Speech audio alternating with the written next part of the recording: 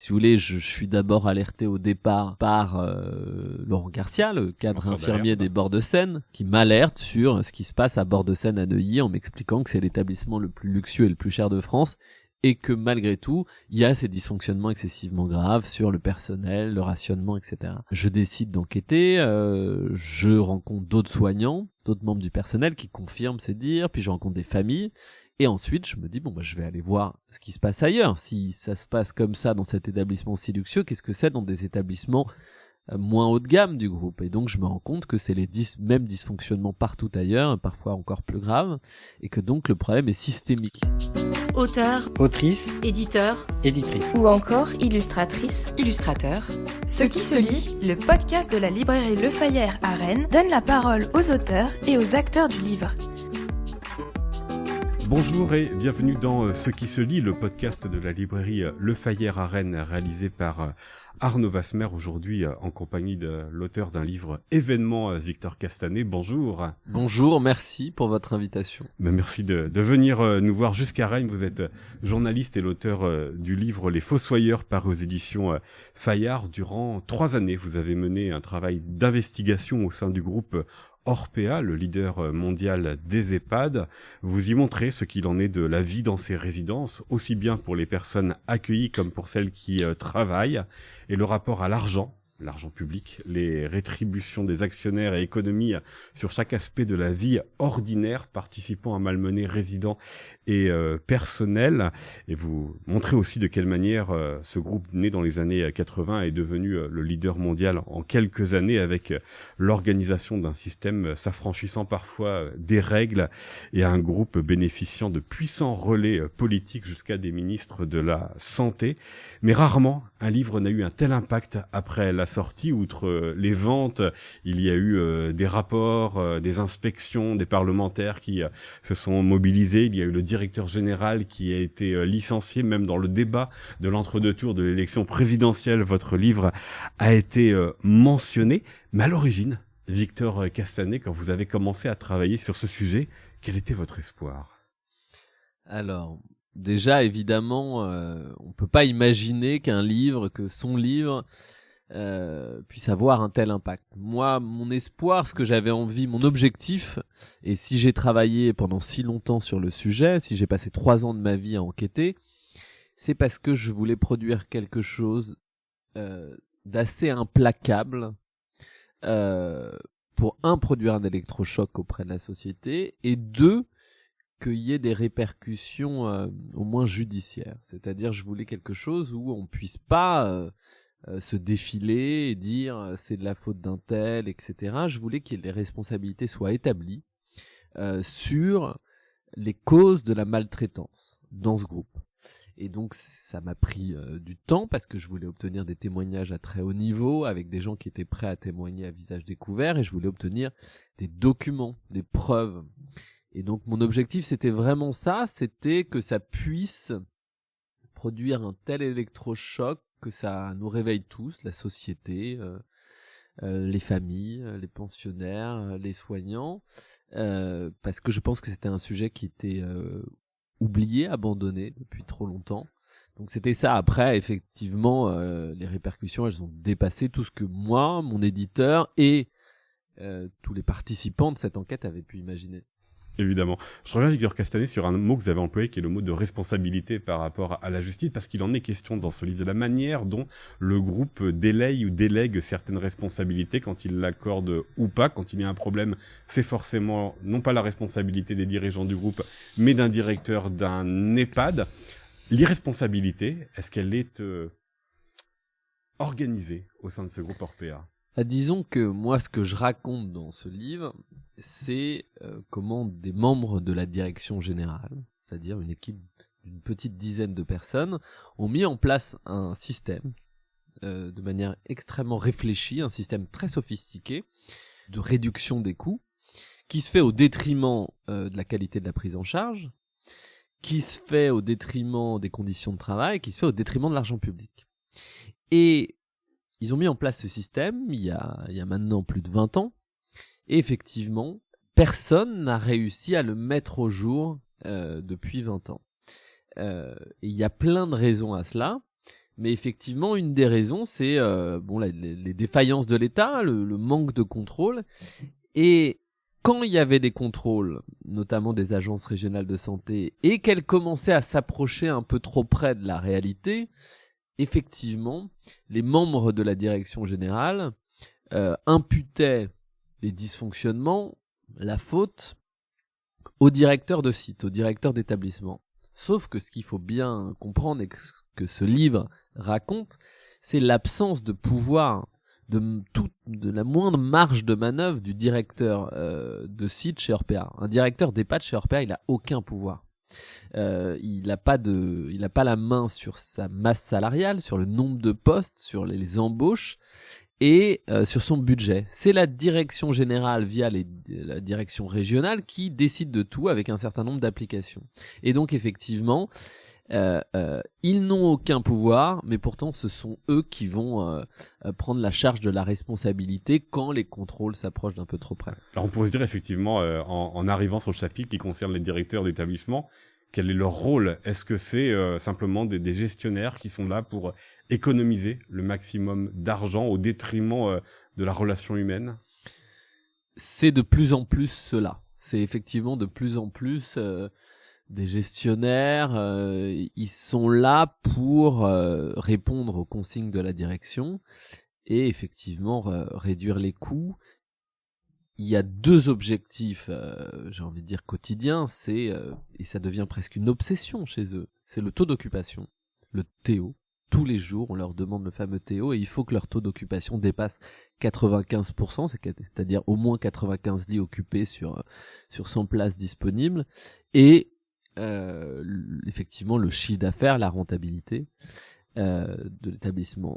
Ça, c'est cette pression, elle est constante de la part de la direction générale et elle produit nécessairement des conséquences dévastatrices parce que ces directeurs, ils doivent mettre en place un certain nombre de pratiques pour pouvoir justement répondre à ces objectifs. Donc il y a un certain nombre de techniques qui sont mises en place pour remplir et un certain nombre de techniques pour réduire les coûts, notamment en rationnant.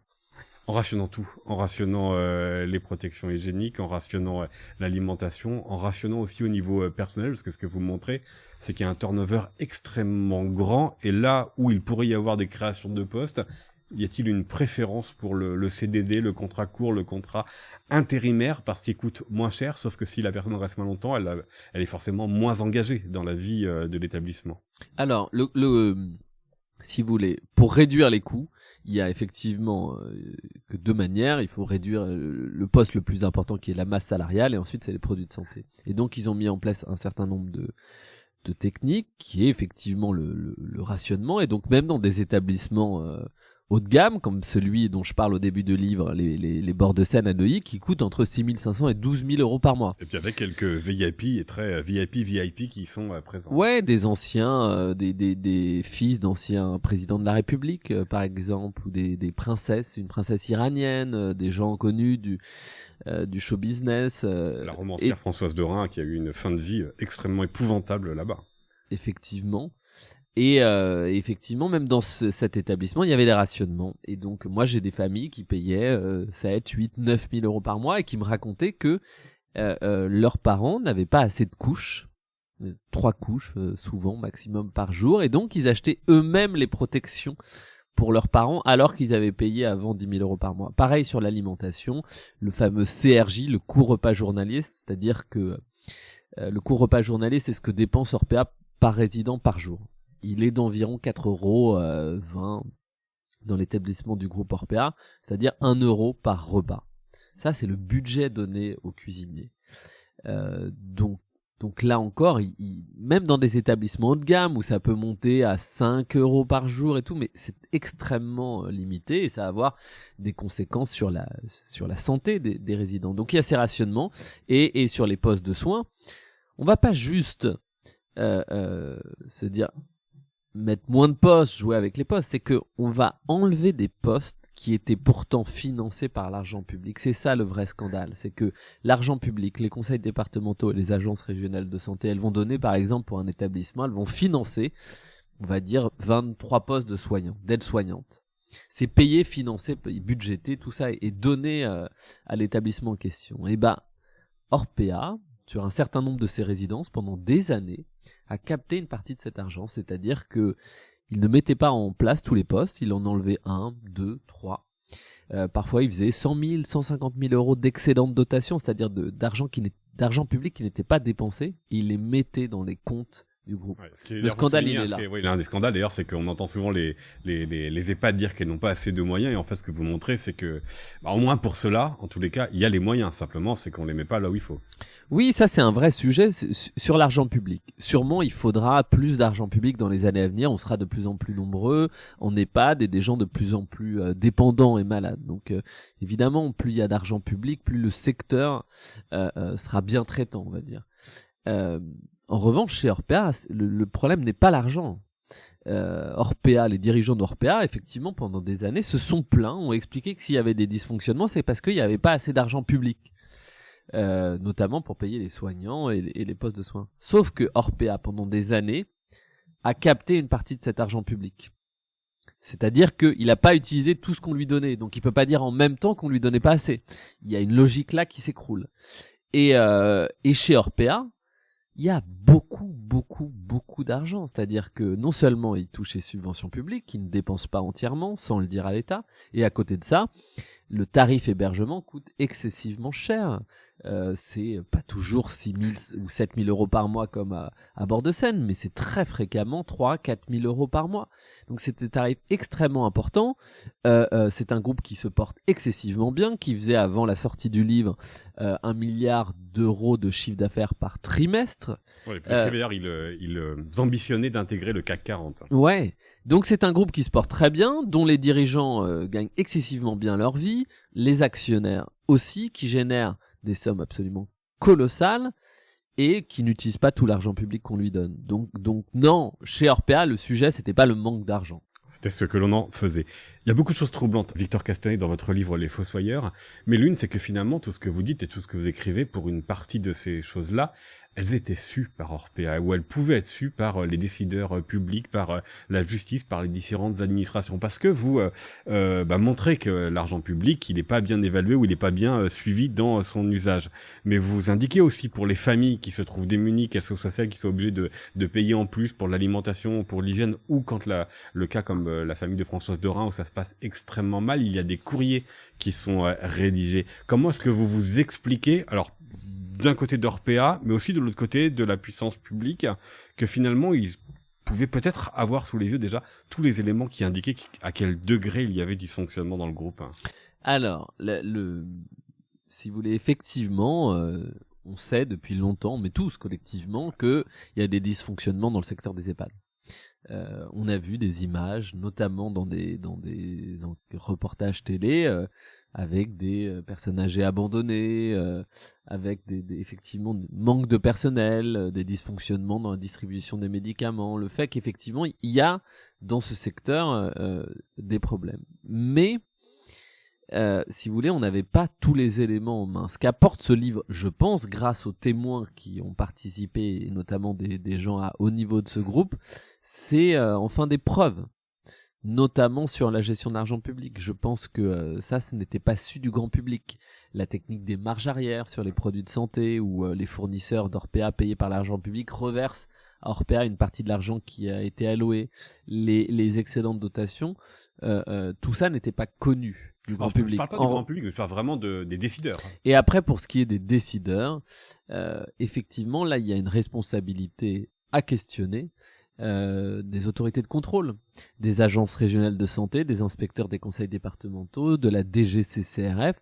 Ces autorités de contrôle n'ont pas fait leur travail. Elles ont été défaillantes, elles ont dysfonctionné, je ne sais pas comment le dire, mais ce qui est sûr, c'est que ce que j'ai, moi, découvert, elles auraient dû le découvrir il y a déjà des années de cela. C'était leur mission et elles sont payées pour ça. Et donc, oui, là, on peut s'étonner, on peut questionner. Je pense qu'il faudra un moment que des membres de l'administration, des gens à haut niveau, peut-être des patrons d'ARS, s'excusent, non pas en leur nom personnel, mais au nom de l'administration qu'ils représentent, qui s'excusent et qui explique ce qui a dysfonctionné pour que ça ne se reproduise jamais. Alors dans ces podcasts, Victor Castanet, on s'intéresse aussi à la manière dont les auteurs ont travaillé le livre.